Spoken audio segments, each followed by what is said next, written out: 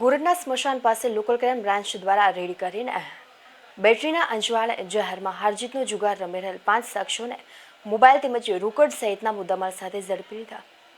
Local crime branch police ગત રાત્રિના સમયે રૂવાપુરી રોડ વિસ્તારમાં પેટ્રોલિંગમાં હતી. તે દરમિયાન મળેલ બાતમીના આધારે ગોરડ સ્મશાન પાસે આવેલ બાવળની કાટમાં બેટરીની લાઇટના અંજવાળે જુગાર રમતા 5 શખ્સો કિશોરસિંહ જસુભા ગોહિલ, ભીમજીભાઈ ભીખાભાઈ રાઠોડ, યોગેશભાઈ ત્રિકમભાઈ રાઠોડ, રાકેશભાઈ અને જયભાઈ રાઠોડને રોકડ રૂપિયા 4750, મોબાઈલ ફોન નંગ 1, બેટરી નંગ 2 તેમજ મોટરસાયકલ નંગ 2 મળી કુલ 45,350ના મુદ્દામાલ સાથે ઝડપી પાડ્યા હતા. જુગાર રમતા ઝડપાયેલા તમામ ઇસમો વિરુદ્ધ લોકલ ક્રાઇમ બ્રાન્ચ પોલીસે કુકરપુર પોલીસ મથકમાં ગુનો દાખલ કરાવ્યો હતો.